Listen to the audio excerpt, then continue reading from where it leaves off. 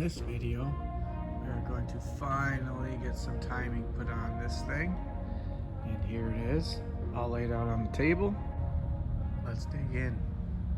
So we went and picked up all this stuff. We got all new chains, tensioners, valve cover gaskets, intake gaskets, slides, all the good stuff, seals. So today I'm gonna try to get this on here. I don't have much time, but I think I can do it. I haven't timed one of these yet. It looks easy for the most part. She's at TDC. You can't mess this up because they sell a plate that locks the cams in. If they're in that, then they're locked in, and they're at TDC. We got a shaved gear here that lines up with there. We got a gear here that lines up with a little line inside there. I mean, as long as everything lines up, we ought to be good. So I am going to first try to get this lower chain installed, get that on the oil pump, and then I gotta install a secondary gear on top of that, which locks in, and then we'll get the top chain in. From what I see, there could be some issues trying to get the slack out of the chain here.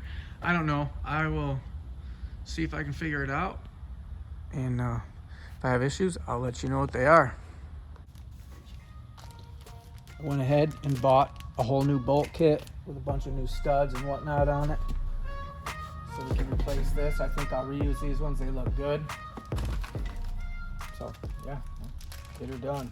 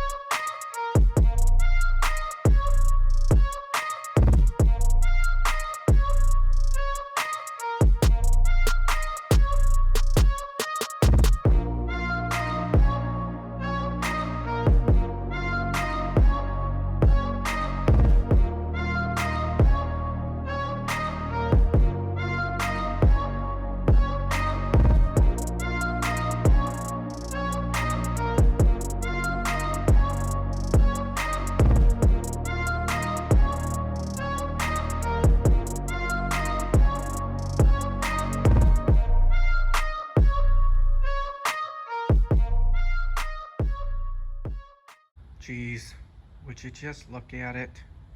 If you haven't already, make it a point to go check out my last couple of YouTube shorts. The one that's got like 70,000 views. So basically what I did is I made a short saying the VR6 could handle more power on a stock bottom end than a 1J and a 2J. Well, that pissed the JDM boys right off, and the comments immediately blew up, and it's the biggest argument in 2023. Go on over there, get in the argument. I strongly believe that this engine can handle more horsepower with that bottom end. It was designed as a diesel. It still has a full diesel bottom end, thick rods, thick pistons. You do have to upgrade the APR rod bolts, but you got to pull the pin, and you can do that really easily. Throw turbo and injectors on this thing, and insane power coming out of these engines. They also say it's not an inline six.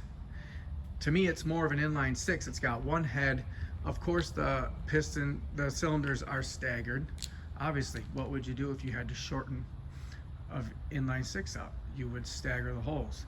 And VR is VU something in German, which means staggered inline. But, you know, it's a huge argument. Everybody's mad that I basically said the 1J and the 2J aren't the best engines in the world, which they are pretty great. We own both of them, but you're paying to play with a 2J and a 1J. Everything we buy for those is triple the price because everybody loves them. When you can go to the junkyard, pick up one of these, throw a set of chains on it. We put a crank, rods, and pistons in this thing, all new timing, for less than what we could have bought a 2J for.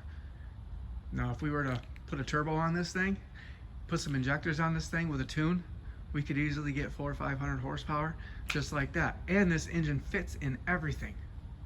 So yeah, I just thought it was funny. It's been kind of this whole thing all week. People are going crazy. The purists. Go get in those comments. It's pretty funny.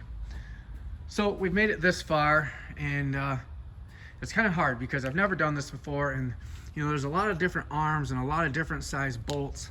So I have to keep kind of checking, but I got all the bolts in, and I've only torqued these two because I knew the torque specs, or I mean these. So I want to go through, I want to get all the torque specs, and while I've got this here, I'm going to torque everything and mark it so that I know I haven't missed anything, because the last thing I want to do is have a gear fly off or a timing guide fly off. That would suck. So let's do that. It's going to take me a minute. So I'm bouncing back and forth from YouTube to filming here. Apparently these three here, 75 foot-pounds. That's going to be kind of hard because the motor's going to want to turn over. So I'm trying to devise a plan with a breaker bar and dealio. I bought a crank stop tool, which is, here's my sweet piston installer. This thing here from Lucid. Now this thing goes on here. It goes on like this and bolts to the side of the engine, but I went ahead, you know, I've got my engine stand on there, so before I actually torque this one with megatons, I'm gonna have to get this thing hanging on an engine stand and get that bolted on. That is an actual crank stop tool, which I can't put on right now.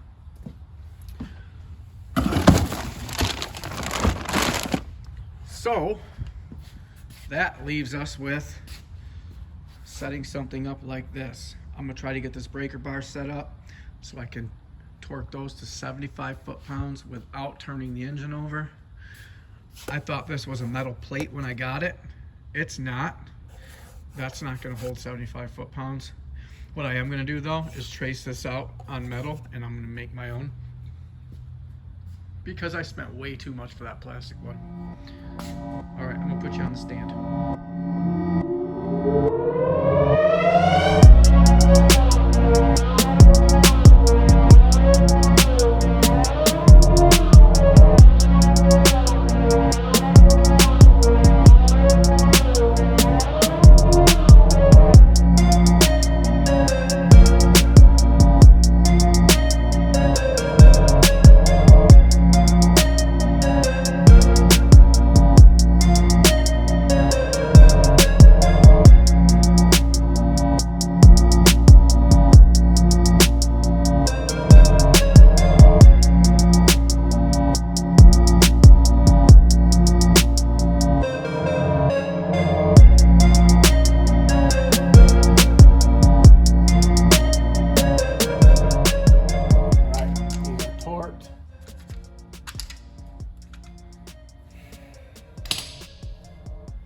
Pretty sure all the slack is out of this side. I hope. I don't think I can get one more tooth around this. So that's gonna go like so.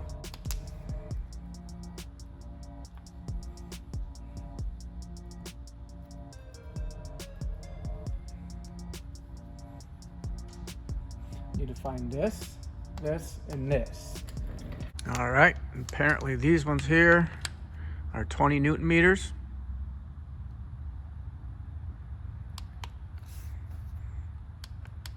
Beautiful.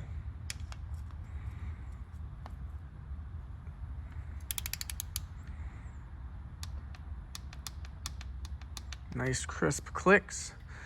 Now I've got to go back and find the rest of them. All right, I think I got them all. I went through and marked every single one as I got it because I know I'd forget and miss some, and then we have catastrophic failure. So I think I'm gonna rotate the engine 2 times and see if I can get it back to TDC. And now we should be good. You can see that Bluetooth in there should line up with that line. We've got, let's see, you can't really see that line in there anymore, but it's there. Also our other, well, so if we get the Bluetooth to line up, we get this plate to line up, and that line right there. After 2 rotations, we know we got it. Let's try it. Now, before I do anything, I want to zip tie this somehow or another together, because we don't need it skipping time.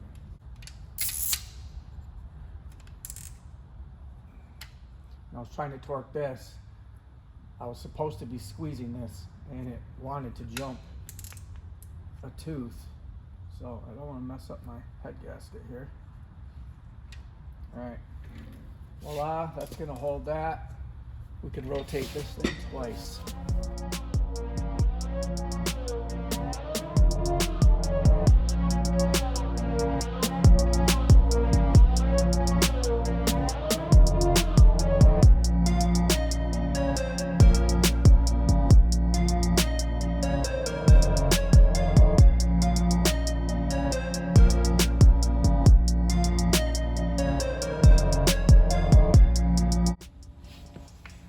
See, yes.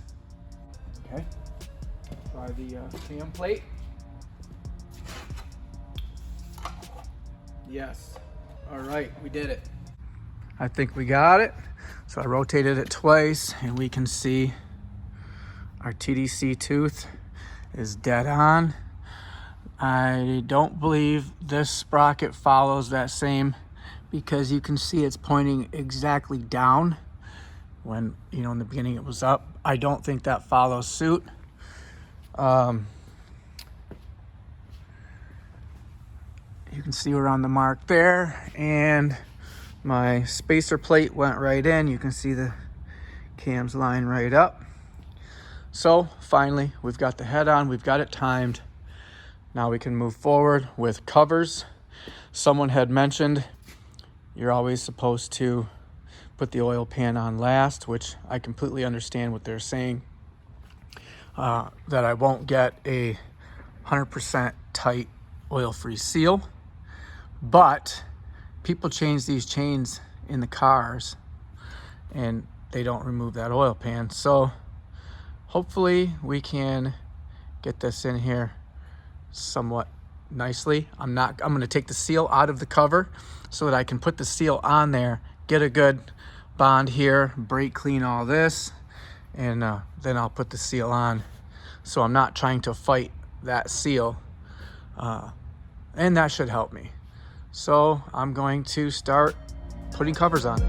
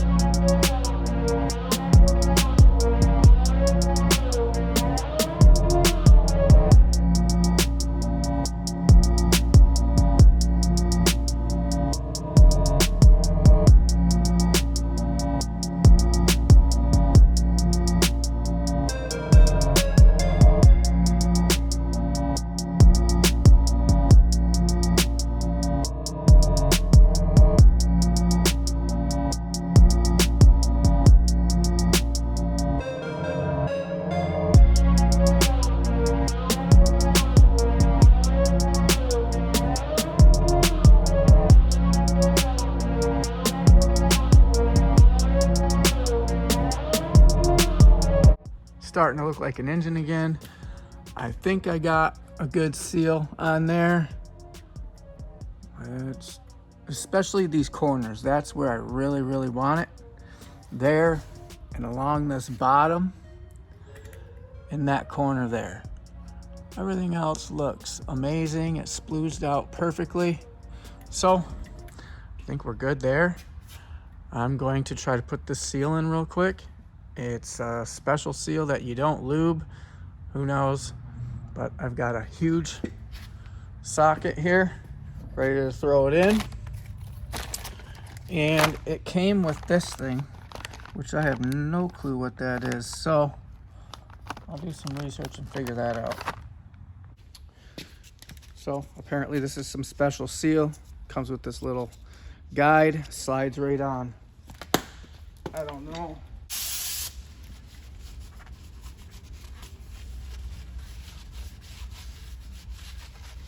Clean it up real good. This slides right over the crank pulley. Apparently that slides right in like so. That big Bertha.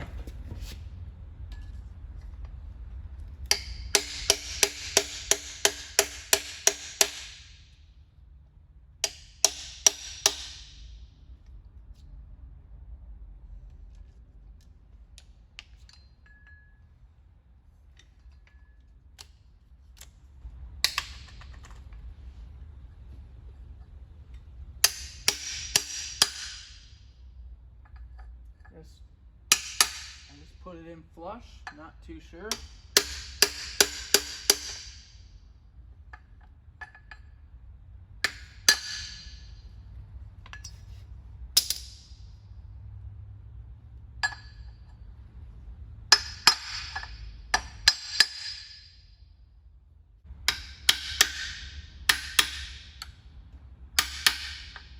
There it goes.